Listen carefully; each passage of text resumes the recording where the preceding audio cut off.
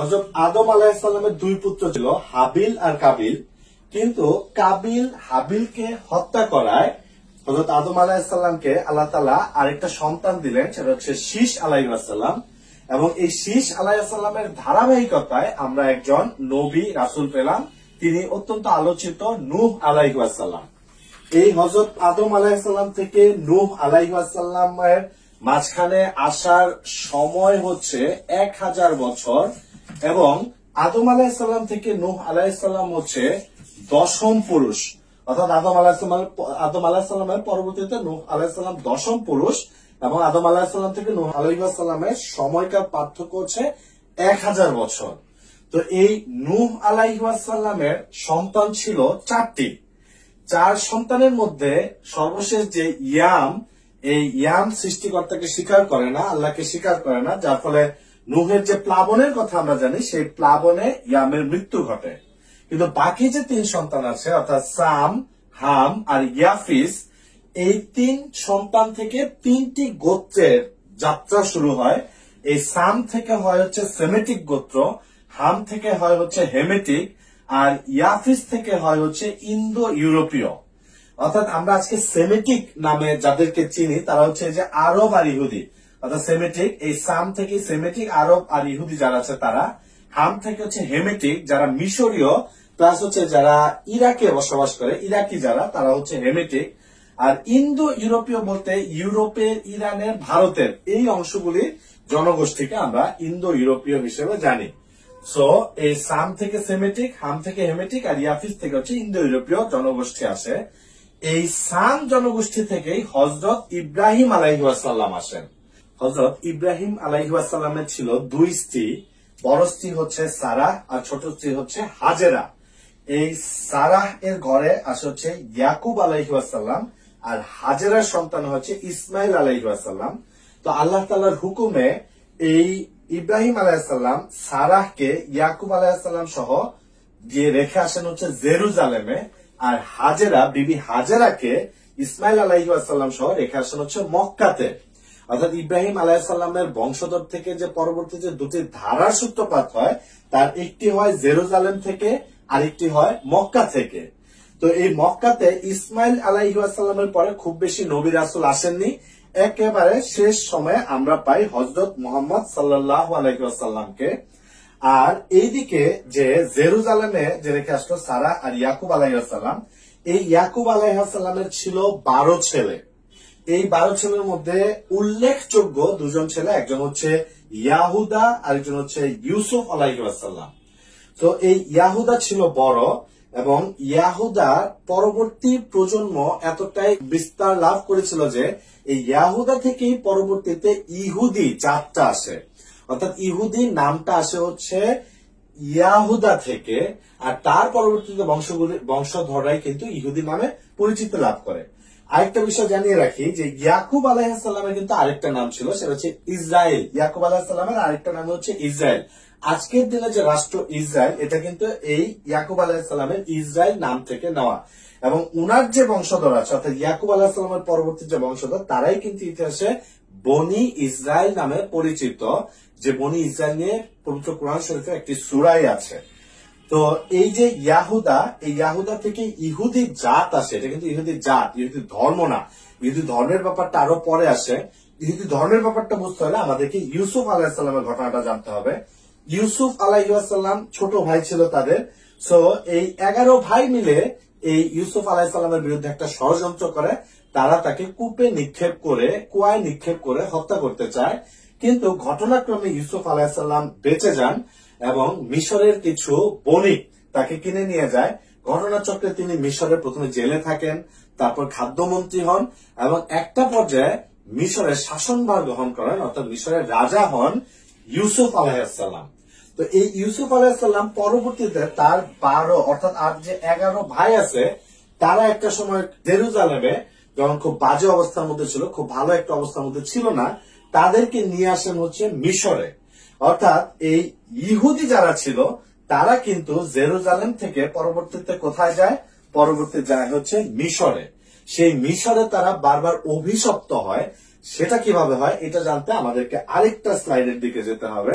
হযরত ইউসুফ আলাইহিসসালাম যখন মিশরে রাজত্ব শুরু করেন, মিশরের রাজা হন, তখন তিনি ওই যে জেরুজালেম, যার আরেক নাম ছিল কেনান, এই জেরুজালেম থেকে তার বাকি ভাইদেরকে এখানে নিয়ে আসেন, কারণ তার ভাইরা সেখানে খুব ভালো একটা অবস্থায় ছিল না, নিয়ে আসেন। তো এখানেও কিন্তু তার মানে ইহুদি জাতিটা কেনান থেকে, জেরুজালেম থেকে চলে আসে হচ্ছে মিশরে।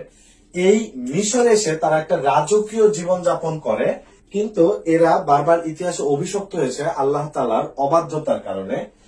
তো এই 12 ভাই রাজকীয় জীবন যাপন করেন। একসময় তারা আল্লাহর অবাধ্য হন।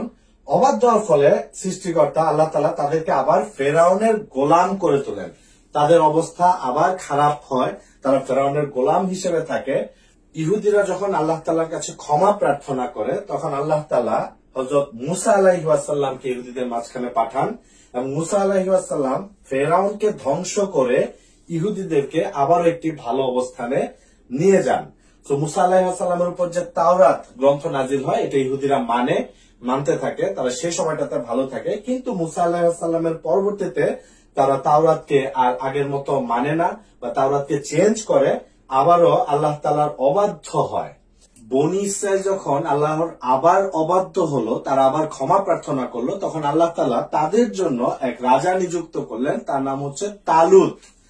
এই তালুত এই জেরুজালেম দখল করতে যায়, তখন তার সেনাবাহিনীতে একটা বালক ছেলে ছিল, তার নাম ছিল দাউদ।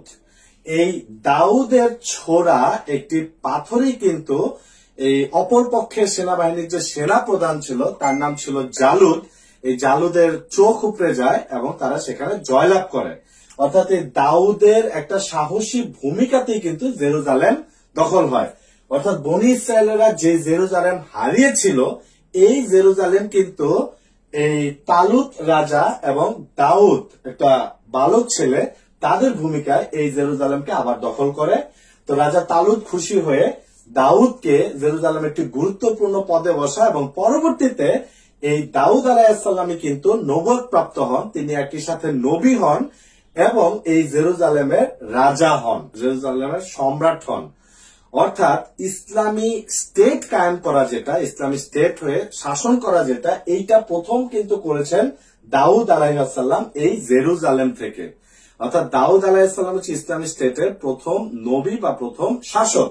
পরবর্তীতে এই ইসলামিক যে টেরিটরি ছিল, এইটাকে আরো বেশি স্প্রেড আউট করেন, আরো বেশি বিস্তার ঘটান হচ্ছে দাউদ আলাইহিসসালামের ছেলে সুলাইমান আলাইহিসসালাম।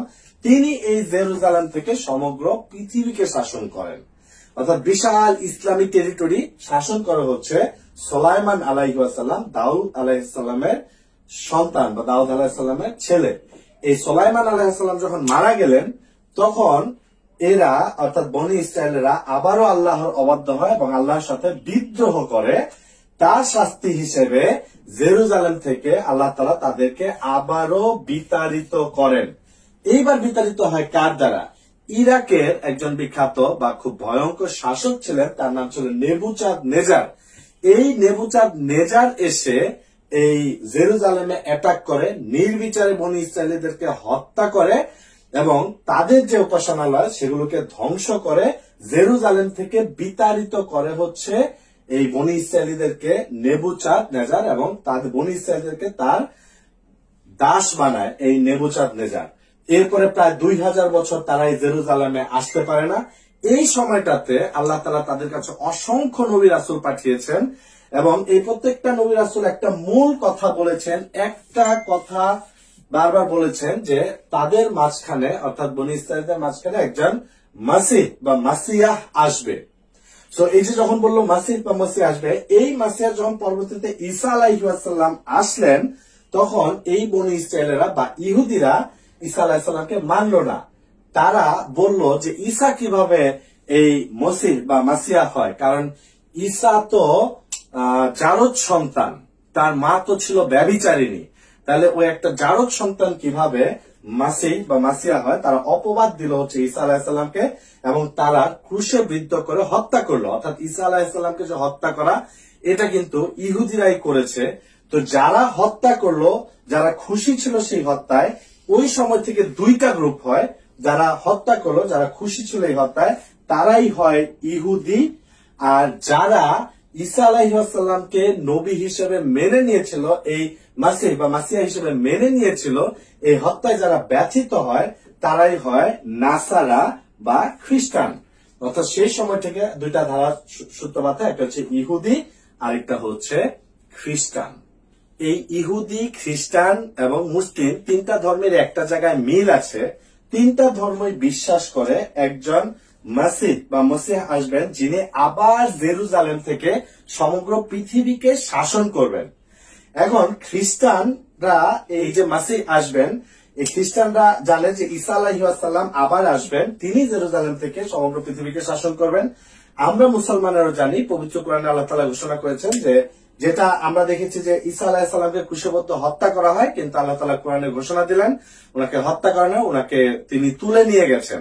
এই ঈসা আলাইহিসসালাম আবারও আসবে এবং ইমাম মাহদির সাথে একত্রিত হয়ে এই জেরুজালেম থেকে আবার সমগ্র পৃথিবীকে তারা শাসন করবে। খ্রিস্টান এবং মুসলমান তারাও বিশ্বাস করে যে এই জেরুজালেম থেকে আবার পুরো পৃথিবী শাসিত হবে। ইহুদিরাও বিশ্বাস করে যে জেরুজালেম থেকে শাসিত হবে, কিন্তু তারা এখনো কিন্তু তারা হচ্ছে ঈসা আলাইহিসসালামকে মাসিহ হিসেবে মেনে নেয়নি। তারা এখনো অপেক্ষায় আছে একজন মাসিহ আসবে যে কিনা জেরুজালেম থেকে শাসন করবে। তাহলে ইহুদিদের ইতিহাস, যদি ইহুদি কারা বা ইহুদি জাত বা ইহুদি ধর্মের মূল কথা যদি আমরা দেখতে যাই, তাহলে এই যে এর আগে আমরা যেটা দেখেছিলাম যে ইয়াকুব আলাইহিসসালামের ছেলে ইয়াহুদা থেকে যে বংশধারা সৃষ্টি হয়, সেখান থেকে হচ্ছে ইহুদিরা আসে এবং পরবর্তীতে হযরত মুসা আলাইহিসসালামের উপর যখন তাওরাত গ্রন্থ নাজিল হয়, সেখান থেকে ইহুদি ধর্মের সূত্রপাত হয়, যারাই কিন্তু আবার ইতিহাসে বনি ইসরায়েল নামে পরিচিত।